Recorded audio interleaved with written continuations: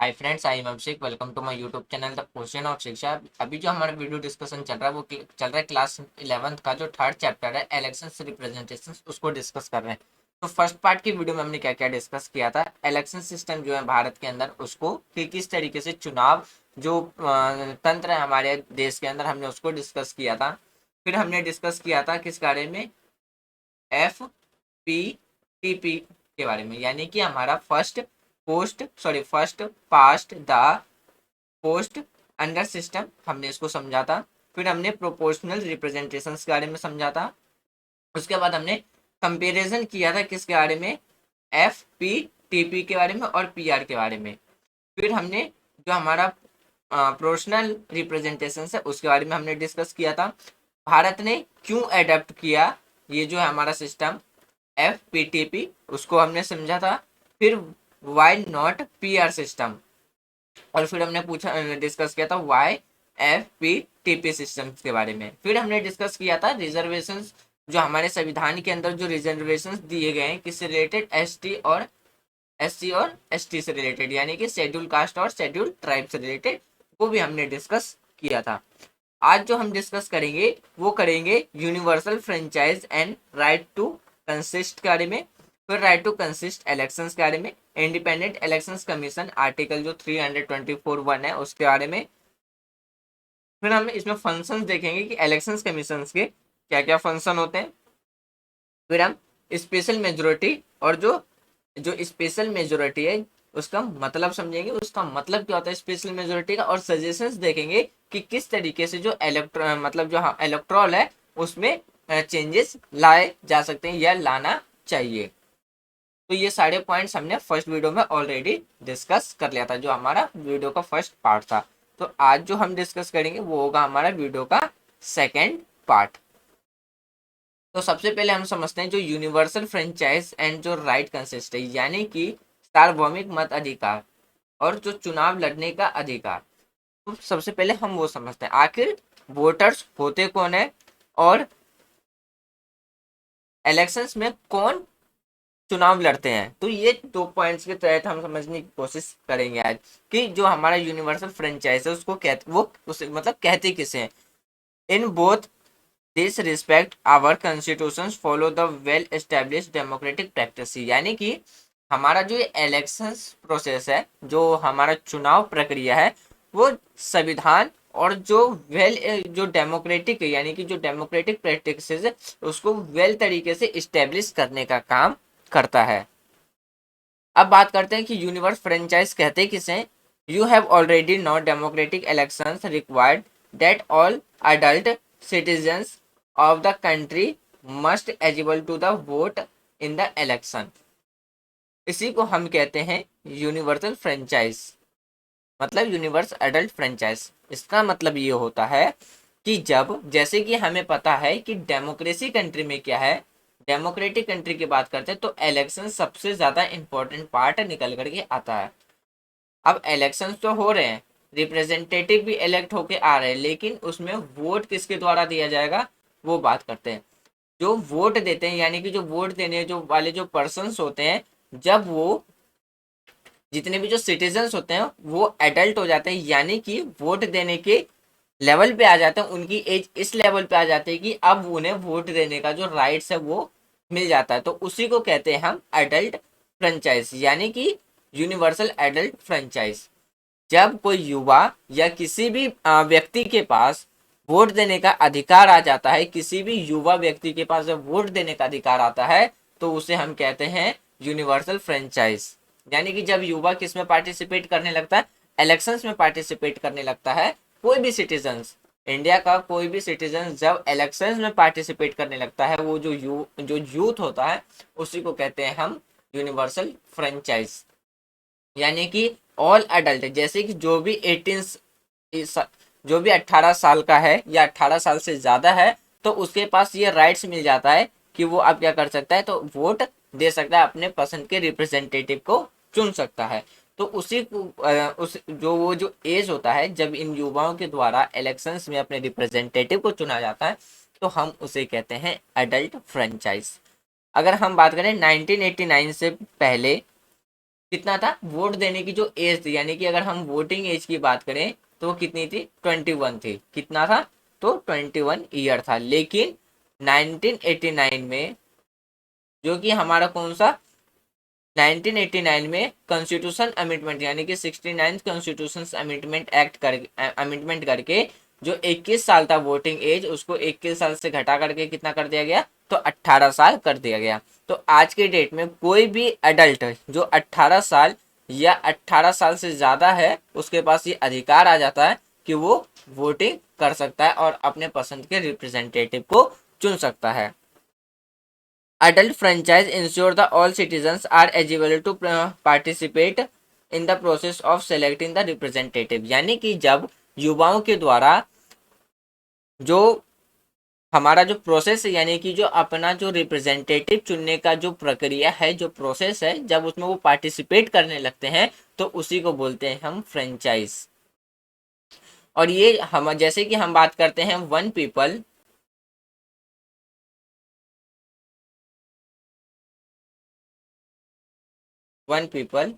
One vote के बारे में, किसके बारे में, one vote. One people one vote का जो मेन मकसद है वो क्या है, वो इक्वालिटी यानी कि समानता को प्रमोट करना और सोसाइटी के अंदर जो भी गैर भेदभाव है उसको खत्म करने के बेस पे ये क्या है, हर एक व्यक्ति एक वोट का वैल्यू रखा गया है। अब बात करते हैं कि राइट टू कंसिस्ट इलेक्शंस, यानी कि चुनाव कौन लड़ सकता है। यानी कि अब बात करते हैं चुनाव लड़ने का अधिकार किसके पास है। यानी कि हमारे देश में कोई भी व्यक्ति चुनाव लड़ सकता है, यानी कि कोई भी व्यक्ति अपना रिप्रेजेंटेटिव बन सकता है। जैसे कि अगर मान लीजिए कि जैसे यहाँ पे एक राम पर्सन है और वो चाहता है कि अपने गांव से वो क्या हो, तो एमएलए का इलेक्शंस लड़े, तो वो बिल्कुल लड़ सकता है। क्यों, क्योंकि हमारे कॉन्स्टिट्यूशन में हर एक इंडियन सिटीजन को ये अधिकार दिया गया है कि वो अपने मतलब पब्लिक का रिप्रेजेंटेटिव बन सकता है by the process of election. यानी कि हर एक व्यक्ति के पास अपना ये अधिकार है कि वो जो भी कैटेगरिया है या जो भी क्वालिफिकेशंस है वो क्या उसको फुलफिल करने के बाद वो इलेक्शंस लड़ सकता है। जैसे कि अगर हम बात करते हैं कोई भी कैंडिडेट,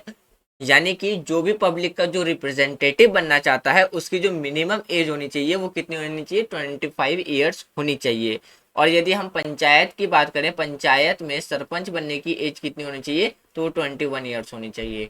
तो यानी कि लोकसभा में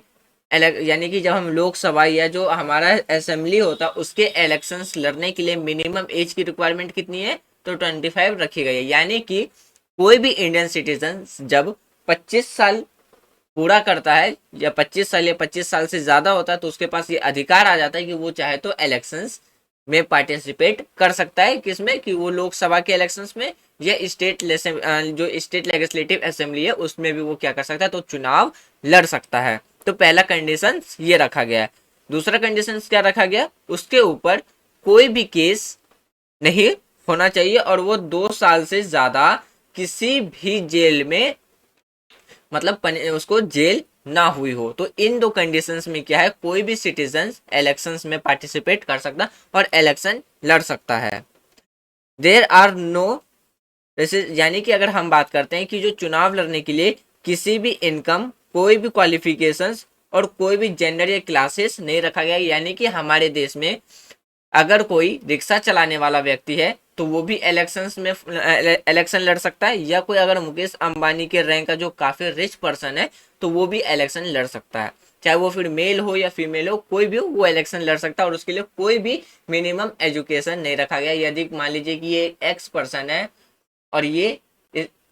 इसने कभी स्कूलिंग ही नहीं की, इसकी एजुकेशन लेवल 0 है, तो ये भी पार्टिसिपेट कर सकता है इलेक्शंस में और ये भी इलेक्शन लड़ सकता है। और यदि इसे मेजोरिटी में वोट मिलती है तो ये अपने कंस्टिट्यूंसीज का या अपने एरिया का क्या है, रिप्रेजेंटेटिव निकल करके आएगा।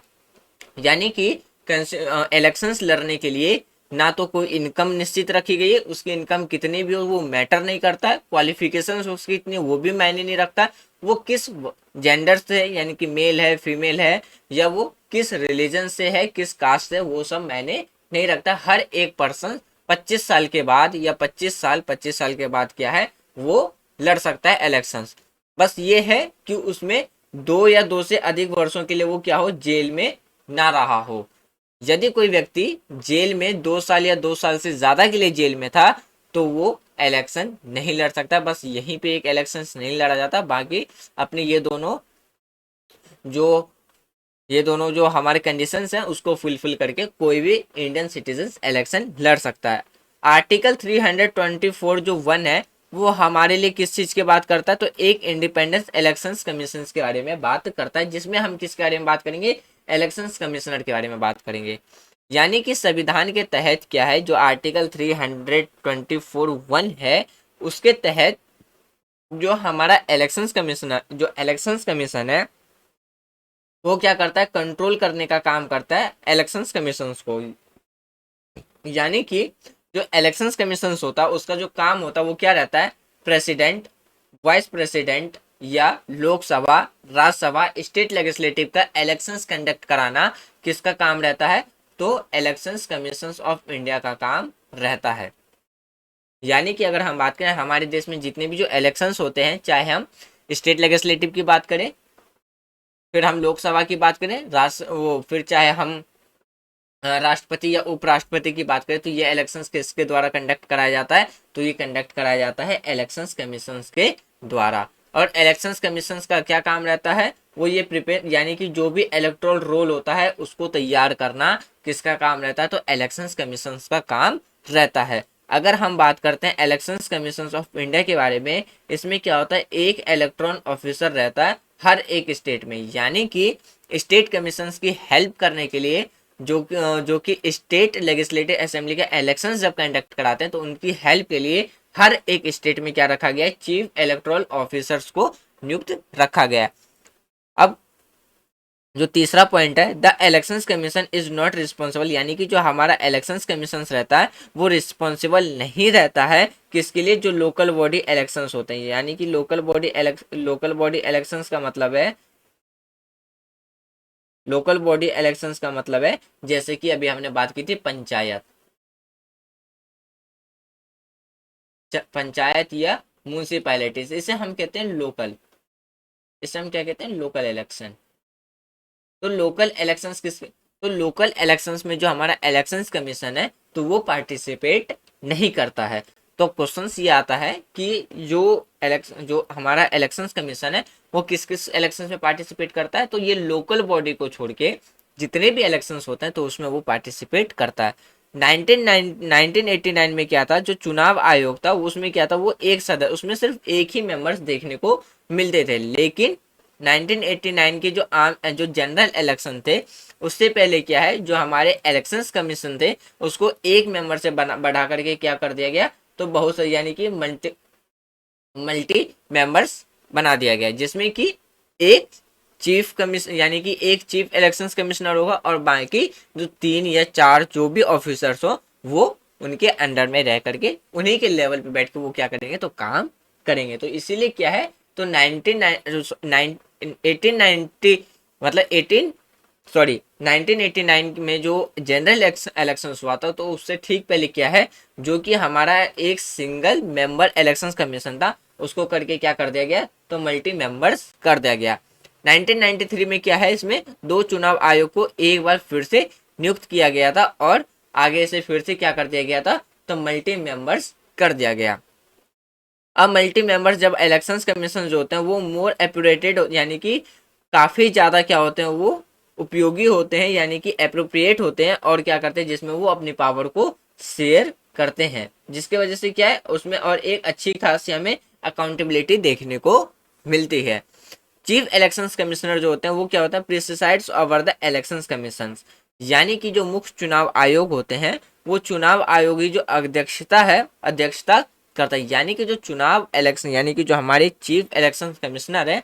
वो किसको क्रिटिसाइज करने का काम करते हैं, तो जो हमारा चुनाव आयोग है तो उसको जो हमारा मतलब कि जो हमारा अध्यक्ष उसमें जो हम बात करें प्रिसाइडाइज करने का काम वो करते हैं, बट डज नॉट, अगर हम बात करें but does not have more power, यानी लेकिन इनके पास ज्यादा पावर नहीं होते, ये सब के पास क्या है, एक ही समान पावर रहता है। जो हमारे चीफ इलेक्शन कमिश्नर्स होते हैं are two election commissioner have to equal power, यानी कि जो हमारे चीफ इलेक्शन कमिश्नर्स होते हैं और जो इलेक्शन कमिश्नर उनके पास क्या रहता है, दोनों के पास इक्वल पावर रहता है। किसी डिसीजन लेने के जितने भी जो डिसीजंस लिए जाते हैं किससे रिलेटेड, इलेक्शन से रिलेटेड, और जो भी कलेक्टिव बॉडी से रिलेटेड जो डिसीजन लिए जाते हैं, इन दोनों में जो हमारे चीफ इलेक्शन कमिश्नर और इलेक्शन कमिश्नर्स के दोनों के पास क्या है, तो सेम पावर हमें देखने को मिलती है। They are appointed by the president of India advise the council minister of, यानी कि अगर हम बात करें जो हमारे चीफ इलेक्शन कमिश्नर है इसकी जो नियुक्ति है किनके द्वारा की जाती है, प्रेसिडेंट के द्वारा की जाती है, लेकिन किसके एडवाइस पे की जाती है, तो काउंसिल मिनिस्टर के एडवाइस पे की जाती है। संविधान के अंदर बात करें तो संविधान के अंदर जो हमारे चीफ इलेक्शन कमिश्नर है उनके टेन्योर और सिक्योरिटी के बारे में लिखा गया है। तो उनके अपॉइंटमेंट के बारे में अगर हम बात करें तो दो कंडीशंस पे उनकी अपॉइंटमेंट रखी जाती है। पहला कंडीशन या तो वो 6 साल काम करे और दूसरा 65 साल तक ही वो काम कर सकते हैं। यानी कि अगर कोई चीफ इलेक्शन कमिश्नर है तो वो क्या करेगा, अपनी सर्विस क्या कितने 6 साल देगा और 65 साल के एज तक ही देगा, उसके बाद वो वहां से रिटायर हो जाएगा। जो हमारे चीफ इलेक्शन कमिश्नर है उनको रिमूव करने के लिए पहले क्या है, पार्लियामेंट के अंदर प्रेसिडेंट और जो दोनों हाउसेस है उसके द्वारा एक स्पेशल मेजोरिटी के द्वारा ही क्या किया जाता है, चीफ इलेक्शन कमिश्नर को रिमूव किया जाता है। ऐसे रिमूव नहीं किया जा सकता है। This is done to ensure the ruling party can not remove a chief commissioner elections who refuse to the favour in elections, यानी कि इसी के वजह से क्या है, जो चीफ इलेक्शन कमिश्नर है उसको पार्टी के द्वारा रिमूव नहीं किया जा सकता है कि यदि वो उनके उसमें इलेक्शंस में फेवर करे या ना करे। यदि चीफ इलेक्शन कमिश्नर के द्वारा जो पार्टीज हैं उनको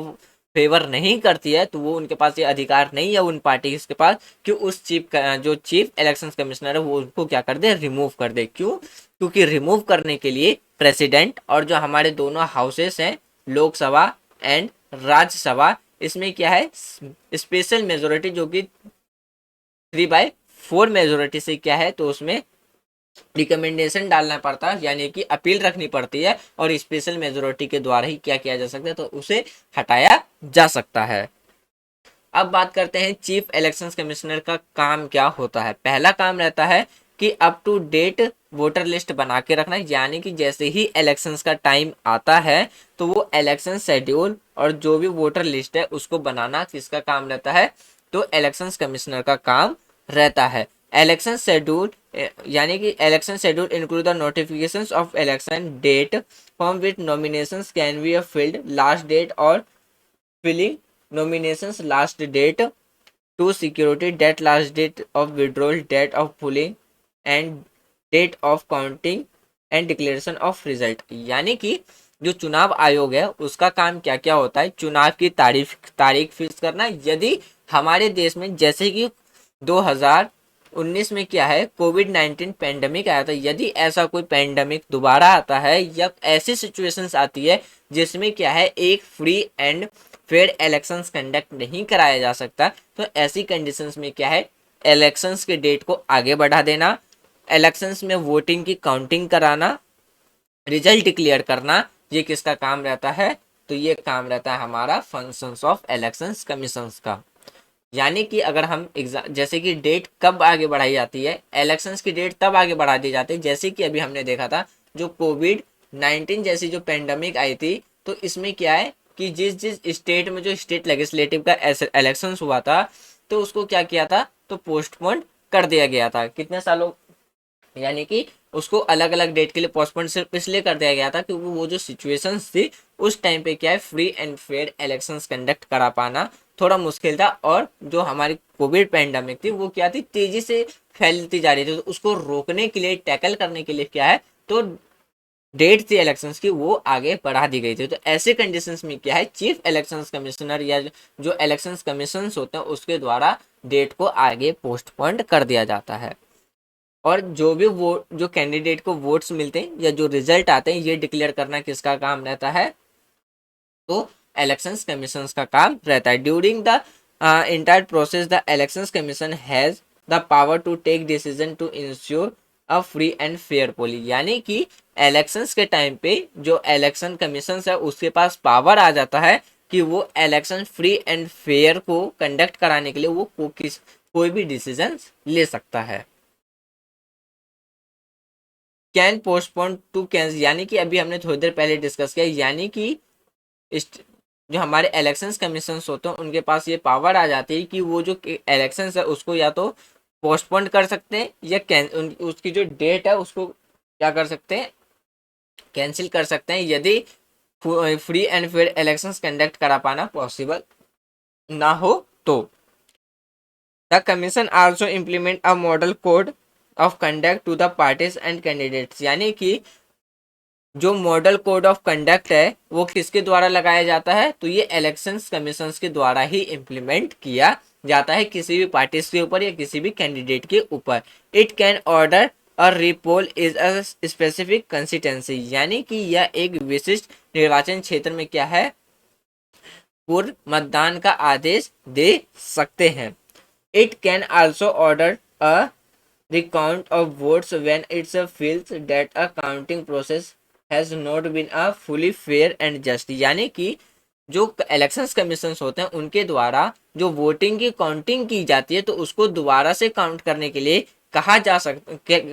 सकता है कि मतलब उनके द्वारा कहा जा सकता है, क्यों, अगर यदि उन्हें ऐसा लगे कि वोट की जो काउंटिंग है वो ढंग सही तरीके से नहीं की गई हो, तो इस केस में क्या है, इलेक्शंस कमीशन के द्वारा दोबारा से वोटिंग की काउंटिंग करने के लिए कहा जा सकता है। Elections commission accords reorganisation to political party allowed symbol to each them, यानी कि इलेक्शंस कमीशन के ही द्वारा हर एक पार्टी को रीऑर्गेनाइज किया जाता है और पॉलिटिकल पार्टीज का क्या सिंबल होगा तो उन्हीं के द्वारा ये अलाउड किया जाता है। तो ये सारे फंक्शंस होते हैं किनके, इलेक्शंस कमीशन के बारे में। अब समझते हैं स्पेशल मेजोरिटी का मतलब क्या होता है। जब भी दो तिहाई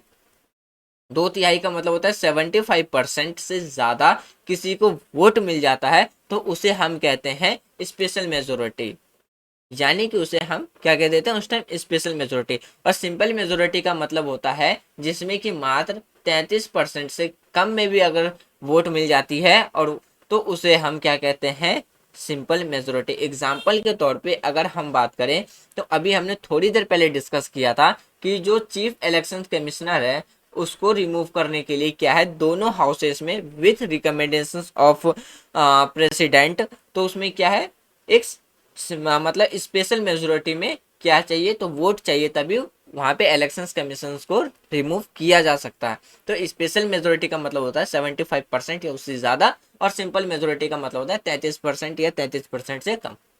जैसे कि अगर हम बात करें जो 11th हमारा जो फंडामेंटल राइट्स है कि एजुकेशन प्रोवाइड कराना 6 साल से 14 साल तक के बच्चों के लिए, वो क्या है, तो पेरेंट्स के लिए एक फंडामेंटल ड्यूटीज बना दी गई। तो इसे हमने अपने कॉन्स्टिट्यूशन में जो अमेंडमेंट करके ऐड किया था वो किसके तहत किया था, तो एक सिंपल मेजोरिटी के तहत किया था। अब बात करते हैं कि हम अपने इलेक्शंस में जो हमारे इलेक्ट्रोल है उसमें किस तरीके से सुधार ला सकते हैं। सबसे पहले हम क्या कर सकते हैं, जो लेडीज है यानी कि अगर हम महिला हैं मतलब महिलाओं के लिए क्या है 33% सीट क्या है पार्लियामेंट में आरक्षित कर दी जाए, पहला। दूसरा, यदि हो सके तो कुछ कुछ चीजें जो हमारे एफपीटीपी में है तो उसको हम किस सिस्टम में चेंज कर सकते हैं, तो हम उसको चेंज कर सकते हैं पीआर के सिस्टम में, हम उसको चेंज कर सकते हैं, जिसके वजह से क्या है कि जो भी अगर हम बात करें इससे यह सुनिश्चित हो जाएगा कि जो पार्टियों को मिलने वाला जो वोट है उनके अनुपात जहां तक हो वो संभव सीटों में मिल सकते हैं। तो यदि हम एफपीटीपी को अगर हम पीआर पे अगर चेंज कर सकते हैं, कुछ बदल दे तो उससे क्या होगा, जितने भी जो सुनिश्चित, इससे यह सुनिश्चित हो जाएगा कि जितनी भी जो पार्टियां हैं उनको क्या होगा, तो सीट के अनुपात के अकॉर्डिंग उन्हें सीट मिल सकती है। दो तरीकों से हम, और तीसरा तरीका क्या है, यदि there are should be a stricter provisions to control the role of money, यानी कि इलेक्शंस के टाइम पे जो भी मनी खर्च किए जाते हैं यदि हम उस पर थोड़ा सा कंट्रोल लगा सकें तो इसके तहत भी हम क्या कर सकते हैं, अपने इलेक्ट्रोल में सुधार ला सकते हैं। क्यों, क्योंकि इलेक्शंस के टाइम पे क्या है, पार्टीज के द्वारा काफी ज्यादा पैसा खर्च किया जाता है, किसके लिए, तो इलेक्शंस के टाइम पे अपने एडवर्टाइज के लिए। यदि हम इस पैसे को थोड़ा कंट्रोल कर लें और उसे डेवलपमेंट में लगा लें तो वो ज्यादा मतलब वो ज्यादा प्रॉफिटेबल रहेगा, यानी कि ज्यादा फायदेमंद रहेगा। लेकिन इलेक्शंस के टाइम पे क्या है, एज अ वोटर को अपने वोटर को कन्विंस करने के लिए उनके द्वारा हर एक कैंडिडेट या पार्टीज के द्वारा क्या है, काफी ज्यादा पैसा वेस्टेज किए जाते हैं। जैसे कि बात करते हैं कि अगर जैसे फ्री देने का लालच दे देना या पैसे देना, पैसे डिस्ट्रीब्यूट करना, तो इस तरीके से क्या है, अब मतलब वोटर्स को अपने साइड लाने के लिए अलग अलग पॉलिटिकल पार्टीज, अलग अलग कैंडिडेट्स क्या करती है, ज्यादा ही आउट ऑफ लिमिट्स, यानी कि लिमिट से ज्यादा पैसे उनके द्वारा खर्च किए जाते हैं। तो ये जरूरी हो जाता है कि जो भी इलेक्शंस के टाइम पे जो पैसे खर्च किए जाए उसे कंट्रोल करना। फिर elections expenses should be paid by the government out of a special fund, यानी कि इलेक्शंस के टाइम पे क्या हो, हर एक गवर्नमेंट पार्टीज के लिए, यानी कि हर एक पार्टीज के लिए क्या होना चाहिए, एक स्पेशल फंड होना चाहिए, जिसके तहत वो क्या कर सकते हैं, इलेक्शंस के टाइम पे वो अपना एडवर्टाइज लिमिट सोर्स में, यानी कि लिमिट पैसे खर्च करके वो कर सकते हैं। कैंडिडेट्स विथ एनी, यानी कि किसी कैंडिडेट के ऊपर यदि कोई केस चल रहा हो, चाहे वो पेंडिंग में ही क्यों ना हो, कोर्ट के अंदर वो पेंडिंग में ही क्यों ना हो, उसे इलेक्शंस लड़ने ना दिया जाना। यानी कि ऐसे कैंडिडेट को इलेक्शंस लड़ने से रोक दिया जाए यदि कि जिनके ऊपर केस चल रहा है कोर्ट के अंदर, और ऐसे कैंडिडेट को जब केस नहीं लड़ने दिया जाए तो ऐसे करके भी हम क्या कर सकते हैं, तो अपने इलेक्शंस में एक रिफॉर्म ला सकते हैं, अपने इलेक्टोरल में एक रिफॉर्म ला सकते हैं। There should be a completed ban on the use of caste, यानी कि चुनाव के टाइम पे जो भी जाति के नाम पे या धर्म के नाम पे जो भी स्पेसेस दिए जाते हैं या जो भी कैंपेन्स चलाए जाते हैं, उन सबको क्या है, तो कम्प्लीटली बैन कर देना चाहिए। इस तरीके से भी हम क्या कर सकते हैं, अपने इलेक्ट्रोल में रिफॉर्म ला सकते हैं। There should be a law to regulate the functioning of political party, यानी कि एक ऐसा कानून बना के लाना चाहिए जिससे कि क्या है, जितने भी जो पॉलिटिकल पार्टीज के जो फंक्शंस है उसको क्या कर सके, हम रेगुलेट कर सके, और जितने भी जो उनके जो काम है, यानी कि उनके जितने भी जो फंक्शंस है, हम उनको क्या कर सके, और भी ज्यादा ट्रांसपेरेंट, यानी कि पारदर्शी और डेमोक्रेटिक बना सके। तो इस तरीके से क्या है, तो हम अपने इलेक्ट्रोल के अंदर रिफॉर्म, यानी कि अपने इलेक्शंस के अंदर हम रिफॉर्म ला सकते हैं। तो फ्रेंड्स, ये था हमारा आज का चैप्टर, जिसमें हमने चैप्टर 3 क्या है, कंप्लीट कर लिया है। तो मुझे उम्मीद है कि आज जो भी हमने डिस्कस किया और फर्स्ट पार्ट में जो भी डिस्कस किया है वो आपको पूरी तरीके से समझ में आ गया होगा। यदि कोई डाउट्स हो तो आप अपना डाउट कमेंट बॉक्स में लिख देना। जब हम चैप्टर 4 डिस्कस करेंगे जो एग्जीक्यूटिव है, तो उससे पहले हम अपने डाउट्स क्लियर करेंगे, तब हम जा करके अपना 4th चैप्टर स्टार्ट करेंगे। तो आप अपना फीडबैक वीडियो को लाइक या डिसलाइक करके दे सकते हैं। तो thanks for watching friends, take care, Jai Hind.